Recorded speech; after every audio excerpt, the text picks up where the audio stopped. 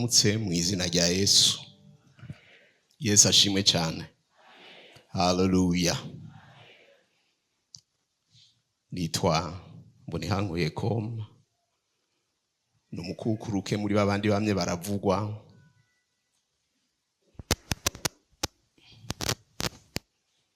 Bakoze mu gikorwa c'uburongozi. Mugabe imyaka yabwiye ati garukirizaho mu bisabandi.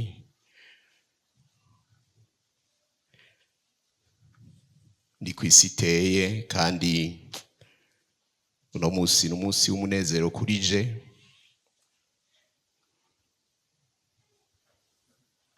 Uko nisanze ku munsi mfise abo mbwira ntisigara murakora ngasigara nababonye. Yesu ashimwe cyane. Aha n'ubuntu nico gituma nshimira abansengeye benda babwira mugume ku mavi. Iminota irahambaye, Satani ntayemera ntayerekwa cyane cyane irimwo intege nke z'ubutama nk'izo turimwo. Abasenzi mwigumire uko, mwigumire ku gikorwa ntimusamare, impera yanyu muyibikiwe mu ijuru. Mwino minsi mwarampezagiye cyane, nisanga ndiko ndakumbuzwa mu ijuru kuntu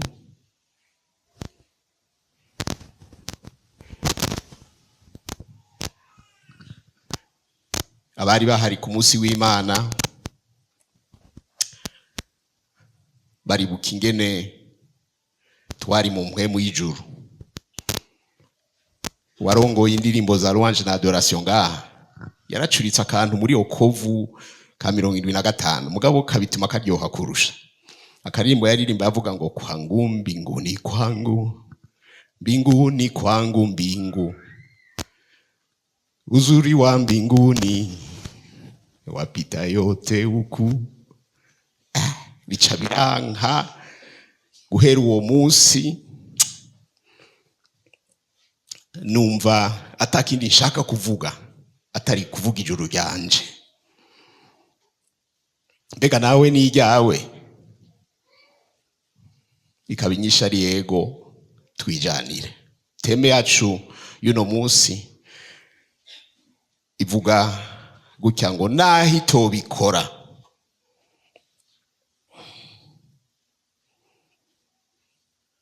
ndinjirayo tu. Naho itobikora jewe ndinjira. Haleluya. Hari ivyo yakoze muri kahise bituma mvuga nti naho ibisigaye itobikora kazima nzinjira. Kuva dutangura numva abantu bose banyitangiye imbere bavuga ingene Imana ari umukozi. Nanje nanditse mu ntango nti Imana ni umukozi w'umuhinga. Ntimwumve mvuze ngo naho itobikora ngo yamayica ataciri kwirakora. Yarakoze muri kahise kandi n'ubu irakora. Mbere izokwama ikora ibihe bidashira. Mvuga ngo iragahora ikora. Kuko umunsi yobivamwo hari ico mwobona ababa muri iyi si meze uko imeze. Nta mwanya mfise wa buri kantu mugabo ukumvirize kubera iminota navuze ntireka nze ndavuga make make ibindi mpwema arabimarira. Muri Yohana 5 umurongo wa 17 niwo murongo duhera ko w'Imana ikora. 118 muri Bibiliya ikirundi cahinyanyuwe. Urupapuro rw'118 Yohana 5:17 havuga ngo data arakora kugeza n'ubu nanje ndakora.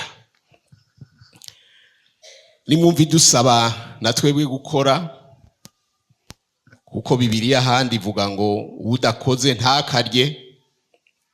Abitesalonike 2:3-10 nuko nayo nyene igizwe no gukora. Yamaze iminsi 6 yose iri kwirakora irema isi n'ijuru n'ibiyuzuyemo byose. Iminsi 6 bamwe bakeka ko ari iminsi 6 karandiriye, abandi bakavuga ati nkeka ari ibihe bitandatu bigeranywa n'iminsi tuzobibaza mu ijuru. ku munsi ugira indwi mugabo iraruhuka. Ibyo biranditse. Umunsi umwe ku ndwi yararuhutse. Mugumye mu mitima ko naho ikora ibikomeye, kandi benshi mbere na twese hari byinshi yadukoreye tutazopfa twaribagiye. Ego yarabikoze vraiment. No kubaha siho tuba turi. Hari ijambo nkunda ubu bivuga ngo atabuntu nta muntu, niho nkiryumva neza ico kivuga. Atabuntu nta muntu. Yamirakora, yarankoreye irakora, kandi izokwamira akora. Mugabo ni 6 ku ndwi ibiri kwirakora, rimwe ku ndwi ikaba iruhutse. Ikaba iruhutse gukora uko tuvyiyumvira. Bivuga abakundi ivyo kwijana ngo 86 kwijana y'umwanya wayo wose ibiri kwirakora. Mugabo 14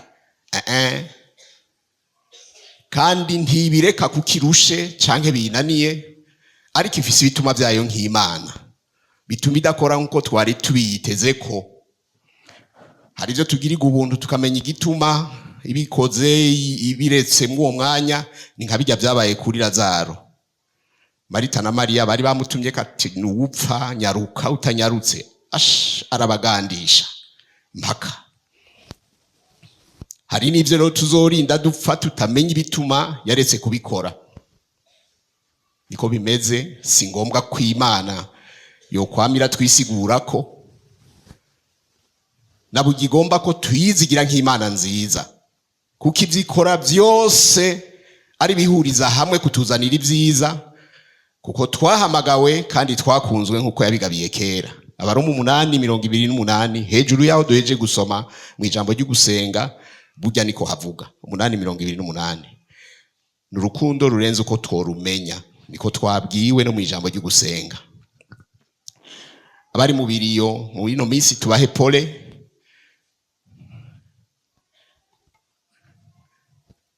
Hari minsi umengo nivyo vyonyene nivyo biharawe, naho tutabikunda. Mugabo hajya ahantu havugirwa makuru menshi.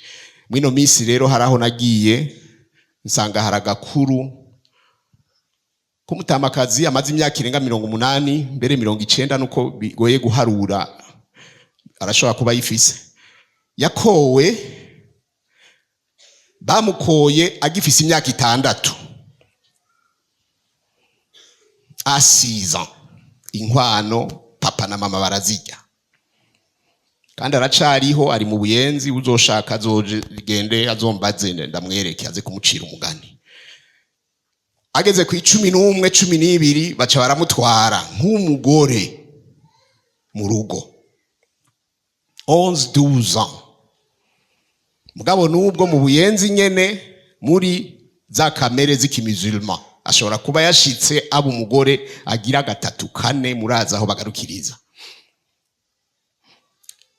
Uwo muntu akiri mu rugo mpaka n'ubu arukuriyemo nkuko arukunze uko. Navuze nti nuko yakunzwe ataranamenya n'ivyo gukunda. Mwebwe mwijana, mwebwe nyene ngo ngo namupfiriye namushuhiye amezi 2-3 kaca watanguye kubishishwa. Reka ngarukirizaho akateye i Burundi ni Kigali ni Bujumbura ko bizovugwa n'ababagara uburo. Mugabo reka mvuge ku rukundo Yesu yadukunze. Wewe ntiyahengereye tumaze imyaka 6, ntiyahengereye tumaze 3, ntiyahengereye tumaze 2, ntiyahengereye oya, yahengereye kera atanu uramenya ko azovuka. Abaratanga inkwani Golgota araheze imyaka 2000. Nagwanje nagwawa yishiramwo icubahiro kibici Imana. Tutaranamenya n'ivyo ari byo abaradutangira inkwano, kugira ngo uzogume nk'ubwo bwiza bw'ubwo rukundo. Bigusaba kugira imirongo ntarengwa wishingira, bayita ama principe. Nongere ko ngende gwako principe, ngende gwako ubibemwo atakubivamo. amamariage yose adashingiye ku mahame, niko abanyarwanda bayita amaprincipe, amahame ntarengwa, ntiyigera amara kabiri. N'iyi rero iyi hagati y'ishengero na Yesu, hagati y'umugeni na Kristo, ni mariage isezeranwa ishizwe ko amahame ntarengwa na buri wizera wese yemeye Yesu nk'umwami n'umukiza wiwe ngo amubere umugeni. Yemeza ko biguma canke vyoroha, je simvamwo. Niko navuze, hari abandi babivuze hagati yacu, mugabo utarabivuga nakumura bivuga no muzi, kuko ntibishoboka kurekerana mwene uko ngo ubishobore, cyane cyane muri iki gihe ho n'ibindi. Sindiko ndavuga wamubenze kandi agomba kubandanya mubenga. Wewe mvuze ngo biramusha, yitwa baravyibujije, abo sibyo ndiko ndabwira, niwe uvyibujije n'ahandi haraheze imyaka 2000 inkwano zigukwa zari zaratanzwe. Kudekesha si kamere y'Imana, aka kantu ndakavugeko, kudekesha si kamere y'Imana. Inyigisho y'uno munsi uzomenya ko ari y'agaciro umunsi wahuriranye nuko vya bice 14 kwijana by'agacerere by'ukutishura kw'Imana bigushitseko. Uziburaho wibonye, usange waramenyereye bya bindi 86 abaririmbyi nivyo baririmba kwa Mungu, abandi nivyo baririmbye, nama ndavyumva no mu mvugo n'umusenzi wo mu jambo ryo gusenga yabasabiye indya impuzi emizoba 86 kwijana. Mbega kudekeshwa hari uwundi yavuze bihuye ngo yango jewe Imana ngo ugize iminsi msinisha. Sawa, Mani guheza gire ko wisiniye uzokwamufinya ibihe bidashira. Mugabe iyo Mana ishobora kuba atari yo nsenga. Iyo ndero yatambuka uzino sinziza, haba ku Mana haba no ku bavyeyi bose muri rusangi. Umwana arezwe mwene uko nagatetereza no muri societe. Nico gituma umwimi inkono umwimi igihano ari umuvyeyi abamwanse. Mbega Imana nayo ivyaremwe vyose bigendera kubizira n'imiziro. Kintu kirenge kuvyitondera nivyo bitanga umuntu akuze. Nta namwe hatari vyitonderwa be n'ibitinywa muri societe zose zishaka guforuma abagabo. Hariho umuhungu witwa Dogo A, sinzi yageze, yarahimbye umuceri wo muri Amerika caratwibagira, nta ndirimbo aherutse gusohora. Yari yaragize akantu ngo ntawe uburica atinya. Murakaririmbo no munsi ndazi ko abandi niho mwari muri. Adamu na Eva bari baradetse, nimba ari uko bari bakiri ibinege, abana b'ikinege, aba bavyaye bose ngiyubare ningorane. Nimba ari uko ubugafisa ari kamwe, mwana ninda gukozeko. Murazi cabakozwe mwirugu, ikintu c'uburofa, igiti kimwe cyo conyene babujijwe hagati y'ibindi bihumbi n'ibihumbi, apana bibiri ubu babifise batabiteragiye bemerwa kurya kuco bashaka cyose bakuranye uko bagomba. Sijewe mbanza kubiteragira nkabirindira imyaka 8 kugira ngo namure nakamwa ka mbere. Bobo babishikiyemwo vyeze. Mugabati sinzi jisho kagitaramba kajya kamwe kajya gatanya. Itakampaye ndarira. Siko ivyana birezwe tambuka uzino bimeze. Ntiwoturika ngupfe. Je sinkunda nakuru na basokuru barera buzukuru kuko barazi bere mu kanwa. Araramwonsa ngo amwita umugabo ngo numugabo wiwe itsagiza abagabo. Izi nyigisho kugira ngo zingume umwuzukuru ari ngaha hari iteka ndamuhushura aho dushikira nigira ibiro biteza naya maberebere yararutwa. Umviriza ico Imana itaguhaye canke yakwatse nico cakurakaje gushika utakibona ibihumbi n'ibihumbi vy'ibindi yakudabitsemwo. Ibindi ukabirirana abandi ari byo baririra. Nta soni. Uraza abarundi bipfuza kumera nkuko mumeze. Erega Burundi ntabwo muzi. muzotume mugira turu nundi munsi tuje muri vrai intérieur aho umugabo atarabona inoti y'ibihumbi 10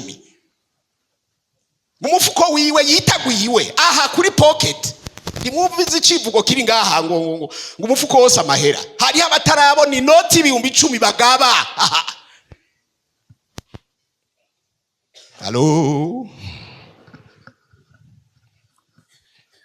ivy'Imana yaguhaye vyatosha hasigaye kuja mu ijuru gusa. Imana niba irabikwima suko binaniye cyangwa itabifise iri kwirakurera mu kintu citwa kwizigira no kwizigira ubwitonzi buherekeza citwa umwanya w'Imana.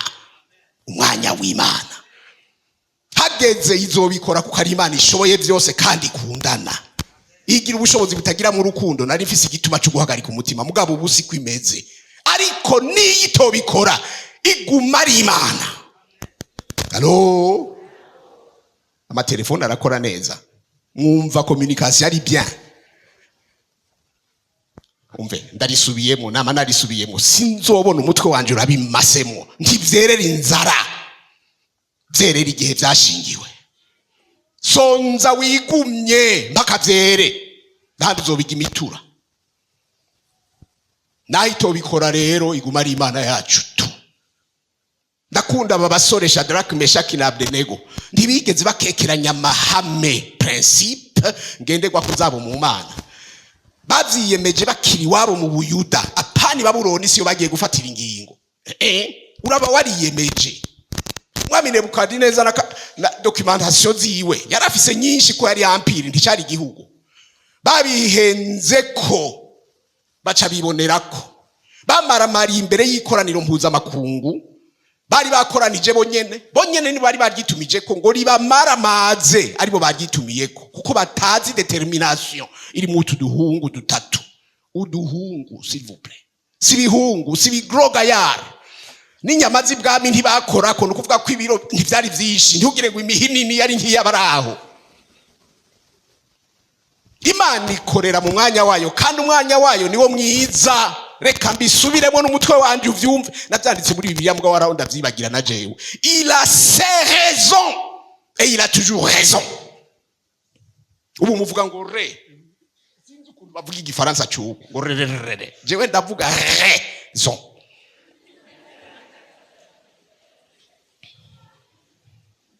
Danieli 3:17-18 je nacize tucigishwa n'abamissionnaire b'abazungu yaragukubita ku ntoki mbakuvuge nk'umufaransa no mu Bufaransa nta kwitinya barazi ko hari umuvuga butumwa mu Burundi avuga igifaransa kirura hariya mu muhogo urabipima no munsi uri kurarya ibigoro urashira muti raison. Danieli 3:17-18 umviriza havuga ngo asangwa ariko bimeze Imana yacu dusavye ishobora kudukiza muri ryo tanure ry'umuriro uhinda kandi ntiyobura kudukiza mu kuboko kwawe ntiyobura kudukiza mu kuboko kwawe mwami. Mbaka rero ngakurikira ucukaca ku murongo iwanje muri Bibiliya yanje uko ndayiguze igikurero gishasha kijako ngaha ariko byabiharage mu Gifaransa nta nahamwe atagira ariko mu buzima bw'umuntu ariko naho bitoba bityo. Alo urandika entre parenthèses uti nahito bikora abandanya avuga ati babandanya bavuga ngo umenye mwami ko tutosaba imana zawe canke ngo dusenge ico gishushanyo c'inzahabu wahagaritse. Bwana sifiwe sana. Iyo determination idakangwa imituragaro niyo niyipfuriza kwanza hama nkayipfuriza umwe wese mu banyumva bara nabandi bose bariko baranyumva ku isi kuko mukanya biraja kugenda ndabizi nimba bitariko biragenda. Ntidushobora guhagarara muri iki gihe cacu tudahagaze magabo nk'aba bajene batatu ibishushanyo bitaboneka ku mugaragaro ariko bisumbya n'amakari niki cyane Nebukadineza biza byarashinzwe ngo tubisenge byanka byakunda. Nta mwanya mfise kubidonda mugabo mvuge kimwe cyitwa statut social. Statut murumva iki wamana igishushanyo cyiswe statut social. Ubuho kwirukira kuba ushaka wese mpaka abantu bakwemere, niyo statut social. Bigezaho n'uwahora ari nyarucari ashobora kuba president, n'uwahora kubura mu ibarabara ashobora kuba ministre. Ntimugire ngo societe niko zahoze. Kugira ngo ubu umwami utegerezwa kuba wavuka mu nda y'ingoma, nta manda wakugwa n'urupfu. Mwopfuye muri ico muri iwanyu mukubura amatwarete nko mu Buhindi, hari umuryango atakindi ukora kiretse kuyora amatwarete y'abantu. Barabizwi, niyo muhuriye mu ibarabara mumenye utuye akazi kiwe ni kuyora iki. None ubu mwishinga ama statut social. Nanje mpaka buraketu harabe rindira musitane matora y'utumanda tw'imyaka 5 bose birukira kuba bemewe, abavugangwa nabarurangiranwa muri vyose ngo bunamira ico statut citwa statut social. Banka bakunda inzira zose bisaba gucamwo, naho vyoba ari iz'ivyaha, naho izoba iz'ubusuma, naho zoba ari zo kurenganya, gukuranamwo. Ndazi ko muzi ico kivuga, izo kuji kuzimu zirakoreshwa n'abatari bakubu, atakindi barondera mpaka basenga ico statut citwa statut social. Ariko ndababwire bene data mureme, tubikiwe ibirushiriza ivyo kuba vyiza. Haleluya. Mutima wangu ni hankuye rema.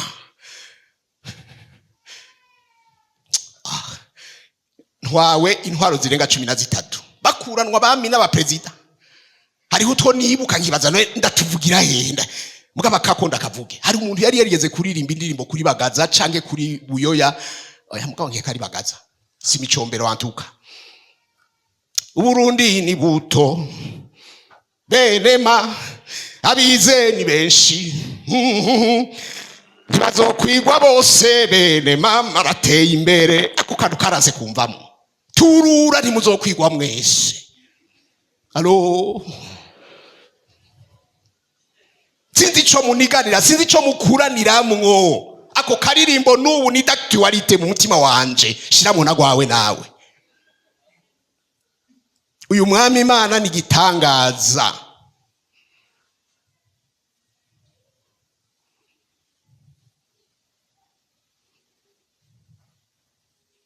Abayo ibibahera ku mwanya wayo nyene,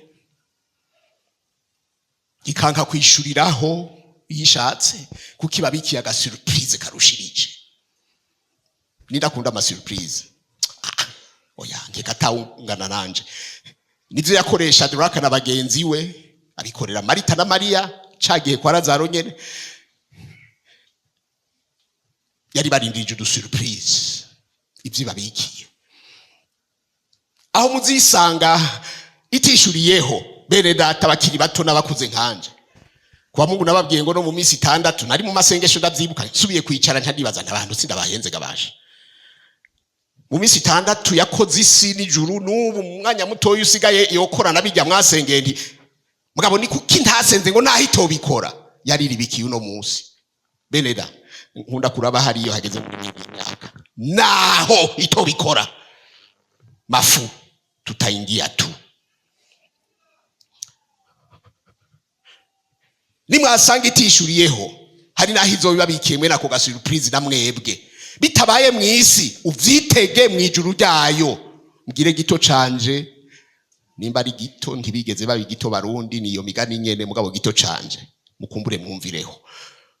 Uyo niwe yaremye ijuru, aya majuru mubona n'iyisi y'ivyimfata kibanza mubona vyene na hejuru yacu. Abirema ari bishira, ibinyiganyiga nibiregarega. Naravye amakuru yo muri no minsi namwese mwari kumwe nanje ndazi ko muyaraba murayagenda n'ubuntu tutarimwo ingene Bangladesh iheruka nyamugigima ya vrai. Apana ubwo buntu mwita ngo ni nyamugigima gaciye ngaha. Naciye numva nansi umwuga wo kubaka ishantiye y'amagorofa 30 yamanantukiye rimwe mpaka hasi. Abari bayirimwo bose kadavere.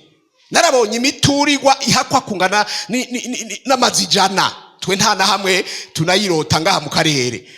ziriko zirasesa bari hejuru mu mapisine, ko amapisine bashira hariya hejuru, babura aho bafata, ikamurungika yakrosha yatomboza kamata ikongera igasubiza hariya. Sinzopfa naravyibagiye. Iyi si nibinyiganyiga gusa.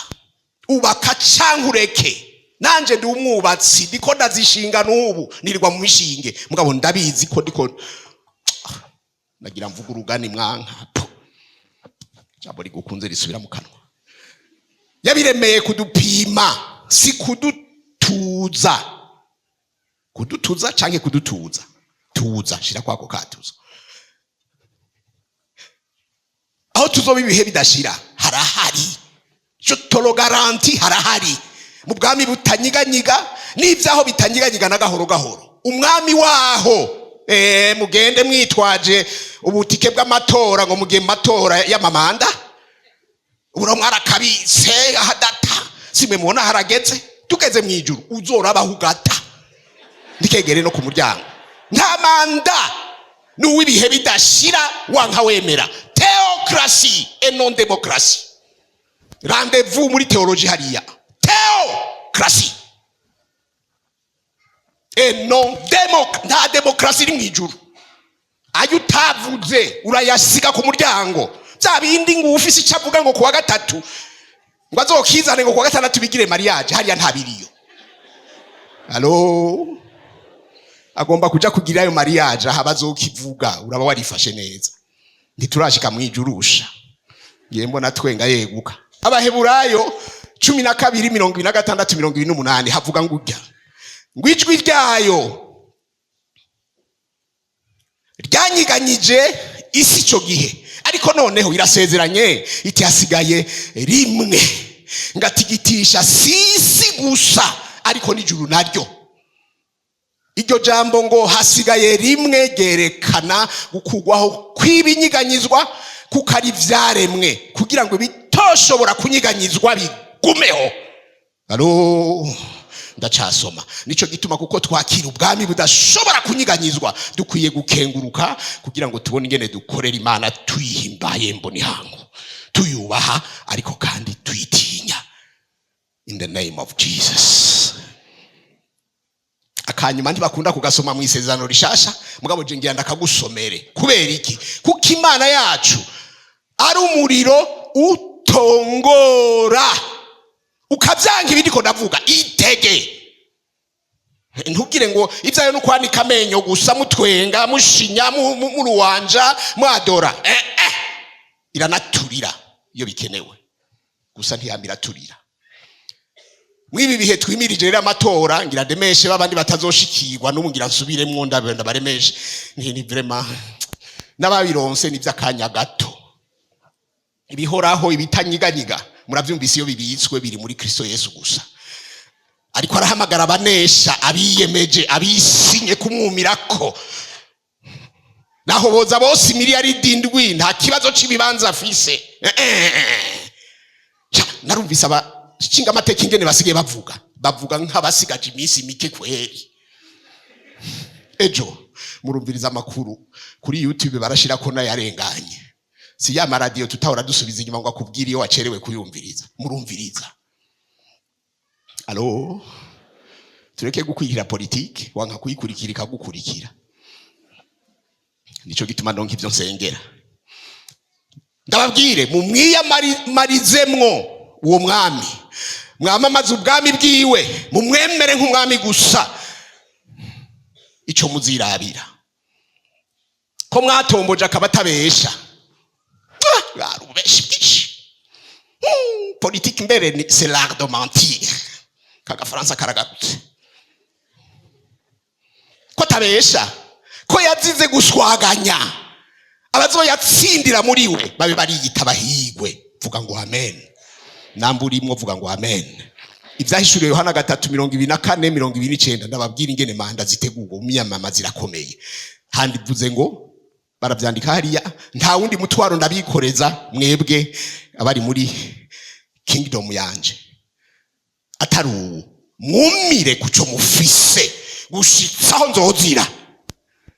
Muriko murasoma naho tugura Bibiliya hariya ntibiri yose unesha akitondera ibikorwa vyanje agashitsa kwiherezo nzomuha ububasha bwo kuganza amahanga. Apana Burundi bwinjira muri Kongo inshuro 88. Ega ntaco mwanze muniganira du Suisse à l'africaine. Quel beau pays aux 1000 problèmes comme 1000 collines. Mugabo sigatongo gasigaze wa muririmbyi yarabivuze. Geheraba azo baha ububasha bwo kuganza iki amahanga. Urabo wabisomye neza. Kandi aho ndimwo ndiko ndiyamamaza ndiko nditegura. Ndi hafi kwinjirayo. Abaririmbye bose no musi byabananiye kuri badashize mu ijuru. N'ubu mpejeje kuryumva. Imana bahezagire.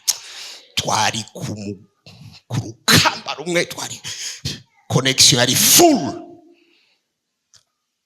Abandanya avuga ngo azo yaragize inkoni y'icuma nkuko bamenagura ibikoresho vy'ibumba. Nkuko nanje nahawe na data nzomuha ikinyenyeri cyo mu gaturuturu. Mu guheraheza aha hose yaguma havuga ngo uri n'ugutwi niyumve ico mpemu abwira nde. Harimo n'irya Kigobe. Nta muntu w'ubwenge arindiriye igiti kingana gityo atakindi bamugoza yobura kumira kuco yakiriye. Agakiza kabonerwa muri Kristo Yesu niko kavugwa ngaha. Ngo nuko hari ibyo nyene icubahiro kimira ibindi vyubahiro byose nka yanzoka ya Mose bitamukoreye. Murabona utubahiro turi ngaha. Undi munsi hari icubahiro kizobimira. Abakina amakarata hari ikarata babika ijya zose. Ntigera yishiraha ngo bayibone kwa ifise. Ayinyegezi n'inyuma na yakinye kera sindasubira. Inyuma yo gukizwa ndayatinya. Ngo hava bandya n'utwo nsigaranye. Ibyo bintu ubona byuzuye mu site bateramwe ibibada ngo ugira utunge byamaza abantu. Ajya yose n'amakarata. Umve.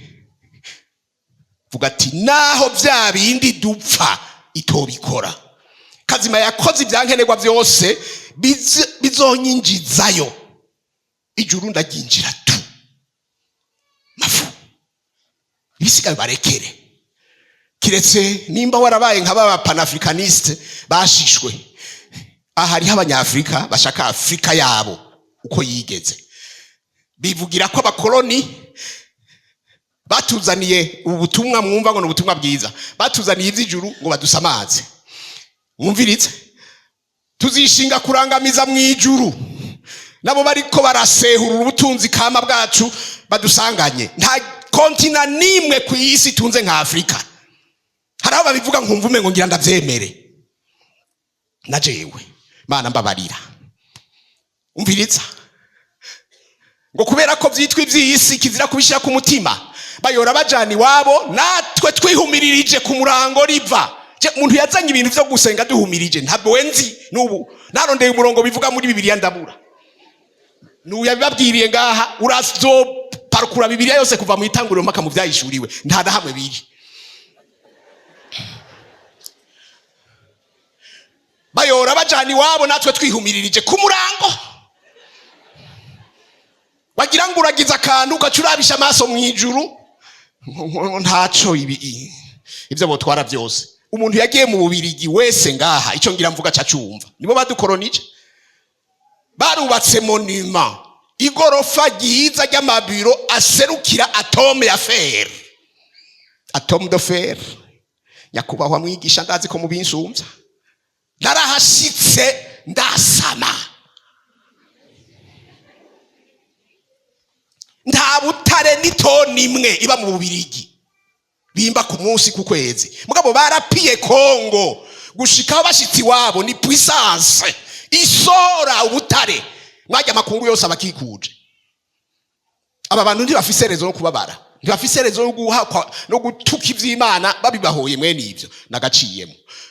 Mbabwire ijuru ririho kandi ririho nubwo butunzi buriho. Utazi kubirengera ngo urondere ibirushirije kuba vyiza. Naho Imana yobiguha ugakura amaso ku ijuru. Rendez-vous ku moso zatazoshira. Ndakurindiriye hariya. Akawa mutunzi na wa mworo Lazaro. Murazisoma izo Bibiliya. Sikuzitwara gusa kwa Mungu. Urasoma Lazaro na wa mutunzi. Mbere umukene niwe yatanguye gupfa abanyagupfa nibo baherako. mugabo ashitse yashikira hayo nyene wishimiye ubwo butunzi nawe nyene ruhira gupfa niko kibadapfa iyo abatapfa niho novuze ngo hari ico batujyanye si kubusa zijya ntumwa zose zatanze n'amagara yabo kubw'iryo herezo ryiza ribinjiza muri manda idashira bose bapfuye batiyakanye umusaraba bariko barazira gushika no kukanyuma kuko bari barindiriye ikirushirize kuba ciza. Ugomba gusoma ijambo rya wenyene aje kunsomera Abaheburayo 11:16 niko havuga. Burakeye tubarabe apana tuharabe.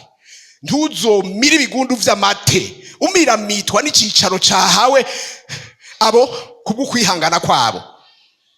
Ntuzomira ibigundu vy'amate mubona ko mukunda gupfuha upfuhira umwana yatanze nizosikurako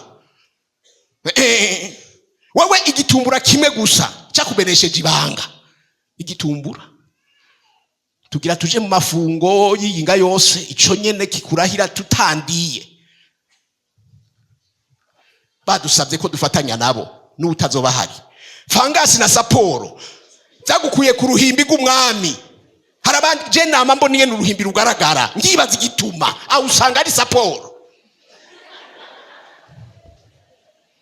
ibiturire n'itama ry'ubutunzi byazimije mpwemu kandi twari tukuzi nk'umuntu arongorwa na mpwemu hamangura umugenzi ariko araja mu ijuru inda ngiziyo tukadimikiza ngo turajanye allo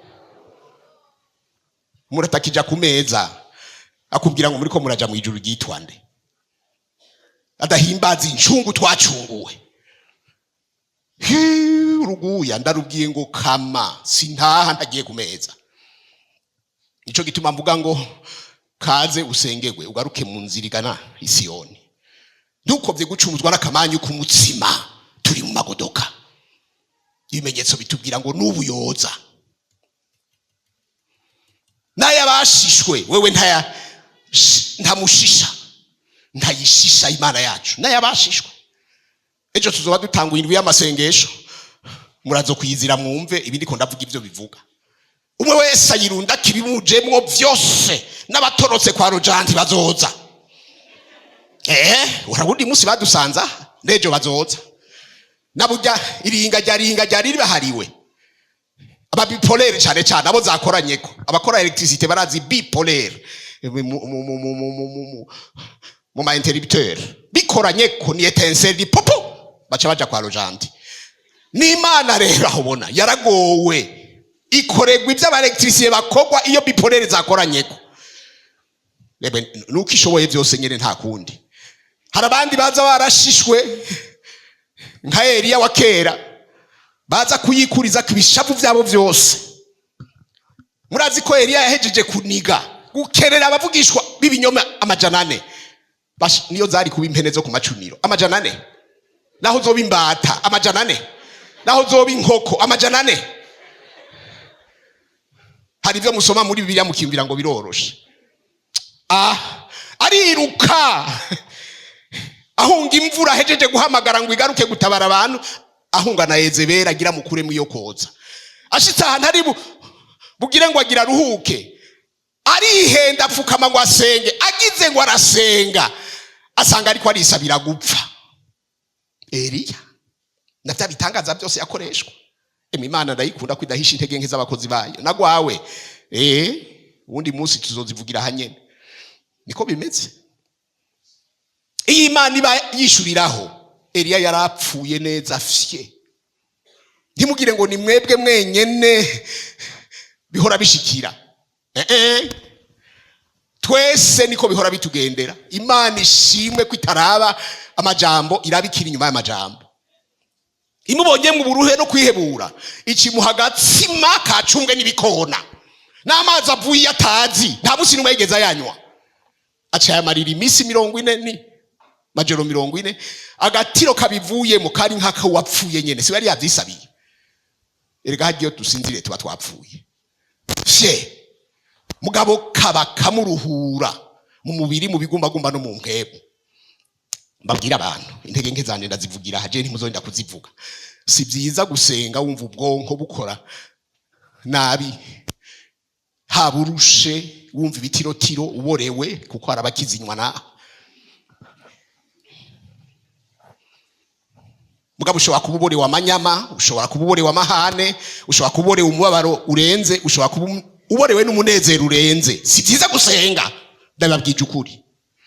Uzoshaka rendezvous ndaho araho nitembagaza aho Imana yampaye akaryo n'utuguvu, nta numwe nambaza, Imana ibahezagire mu ibibazo byose. Emwe no shima byaraheze, nta numwanya ngira hubona yumve nivyo mvuga. Umama wo kuri YouTube asanze umugabo we yapfuye, bavyaranye rimwe gusa, kandi ubwiwe yarasanzwe ari imfuvyi, byaranse gukwirwa no mu mutwe, acaraduka ati wa mana we uri umugome ndakubonye, akibona umuvyimba gusa. Uwo mutwenga n'ubutarabura ngo yumve ico bivuga, kandi uri umusenzi, uri umukozi w'Imana, abandi imbere uvuye kubasengera bakize. Nanje hari ivyo nokosora. Mama Abeli namye ndaba ko yicaye aho yicaye neza harya, ndamuvuge yumva, akunda kuryama adasenze.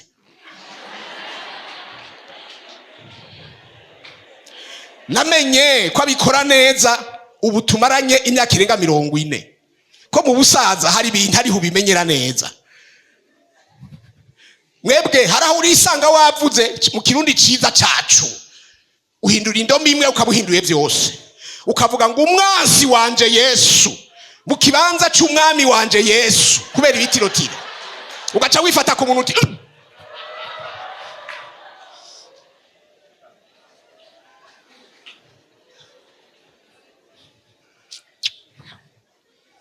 haraho urisanga wasinziriye ku mavi utazi niyo wahereje gusenga, amina yawe uwo yikubaza utazi aho wayishize. Nanje nuko mu Kolosai 4:2 havuga ngo mukovye mu gusenga mbere mukube mu maso, n'uwabwiye guhumiriza nta wenzi mukube mu maso. Ubu ni kenshi rero nisanga ubuhoho rero niho nisanga ngipfukamye saa 7 y'ijoro, s'il te plaît, ku mavi hasigaye hababara, umucanwa waka, amavi ari mukuru umuka. None agiye numva saba imbabazi, waramenje imyaka yose, wagumye ucira urubanza umusavyi wanje, we wahengera saa 8 saa 9 kanzi kagusenga, avyutse yikanguye ameze neza, ubwonko bukora neza, nk'umusenzi w'imitwaro bita mu intercesseur mu Gifaransa, bwiwe gwanje niyanyu niyabandi. Imanza wamuciriye iyo myaka yose nk'umusenzi aryama adasenze, zihane. Mama Abeli, I am sorry.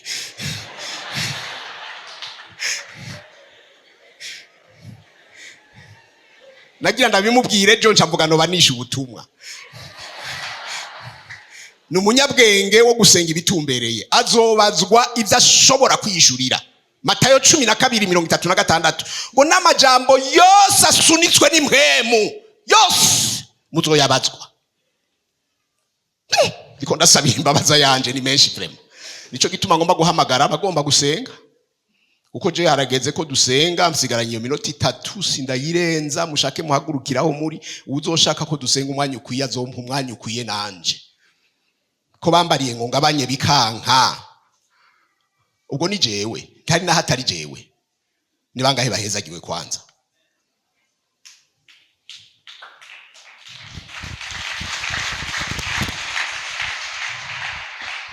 Ibisigaye ntibindaba, biraburiya mugabo. Mwihana mutihana muzohurira hariya. Buraketu harabe. Nico gituma ngomba kubwira babandi bobo bagifise inzara n'inyota yo kumenya Imana. Diye hari uwo yazanye. Ndabere kuzo batanga mu bwami bw'ijuru. Ifukamira namba arico cyakuzanye. Ndakwereke. Abayihimbye mureke. Mwebwe muze kwakira Yesu nk'umwami n'umukiza wanyu. Ejo nibabona mukayangana mu myitero y'ubutware no kuganzanya na Kristo, kizoba nyonge kibaheze, amenyo yose bayahereze mu nda n'ishavu, kuko abo bagira ngo nibo banyuma bicaye kwa bagora hariya, abaciriwe kwiteka babatanze mu bwami bw'Imana mu izina rya Yesu. Uwanyuma ntazoba uwa mbere. Ushaka kumuherekeza naze nahaguruke, namenye ko bimuraba bitandaba. Kumburuze ucakira ubwami butanyiganyizwa, namba warabugenewe, kuko hari abandi hagati yacu ngaha batabugenewe. Sibo ndiko ndabwira. Halo, kila mtu na mzigo wake, kila mtu na mzigo wake. Abaririmbyi nibaduge, abo babukina kubareke. Kila mtu na mzigo wake, kila mtu na mzigo wake, kila mtu na mzigo wake. Abanyereye bakisanga bikumbagaje mu vyondo vy'ivyaha, kuko nibishika mu rugendo ndabahaye ikaze. Bizane kwisabira imbabazi, bonyene bizane baze koga mu maraso y'utacumuye yabasekeye igorogota nk'inkwano haraheze imyaka 2000. Emwe gabanya ugo gwamo ndababwire, abashishwe murimwo ndabizi cyane cyane abasenzi. Harabashishwe kubera ivy'Imana itabakoreye, ku mavi haramyotse nkanje, kuko bagira ngo nibo boherewe ko bagatangara ihereye ku bandi. Kwa Mungu waro twicaranye hajya naramweretse umuntu basi twe twihanira kwa rutari ndababwije ukuri uyu ndetse ndumusenzi. Mana mbabarira, naraciye imanza zitandaba. Namba nawe wiyumva ko ako gacuku n'inzigo mu mutima nkaka kandi ko wawundi kuri YouTube, abawe bahonye usenga, ibyawe byahonye usenga, abandi byugaririwe ibya ukamengo ni utudandaje duhomba nyamusi. Haguruka ako gacuku kihane, nahandi ho yataka kagusangana nta juru uzinjira umeze ukumeze. Nije mbikurahiye.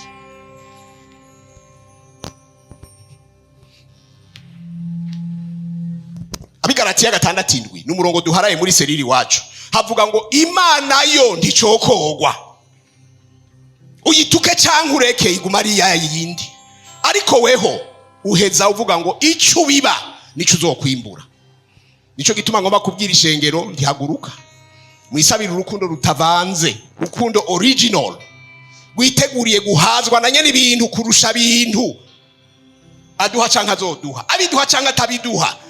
Ikiduhaza ni we, sivyo.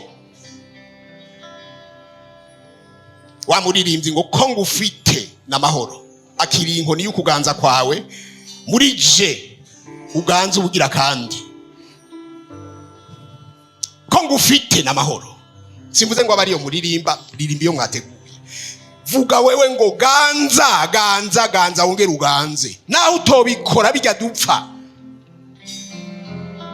Sikibazo kandi kuri je ndabitahuye, nzoba mpejeje mission yanje. Ni muhaguruke tuyisengere nk'ishengero. Hagira usubira kwidoga rwihurire n'Imana. Ko ngufite n'amahoro, ndanyuzwe mu mutima wanje. Suko ibibazo birangiye, suko ubukene burangiye, oya nuko nyuzwe. Umutima wanje uranyuzwe Mana. Nico ndico mubumbwe n'ivyo muri n'ivyo mufise, ibisigaye ibitanga itabitanga ni inyongera gusa. Mubanza ubwami bw'Imana no kugororoka, ibisigaye ntibibaraba. Muzovyongerega ubuntu n'uriya mugabo yasezeranye akaba atabesha, nanje ndamurindiriye atarahari mu bundi bwami. Barongozi nayo nababujije kuza mugo baruhiye kuza. Gakore nico mwemeye. Gakore menyera. Turiko turasengera ikanguru n'ibitaraza biri mu nyuma. Gakore bene data mukwiye gusengerwa bamwe bane mushitse hageze. Gakore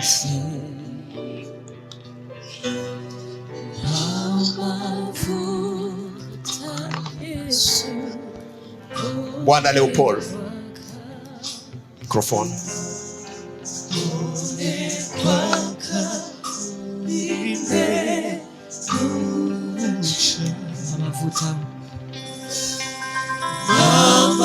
Amavuta Yesu bone kwaka, amavuta nakwe gize, amavuta Yesu bone kwaka, bone kwaka.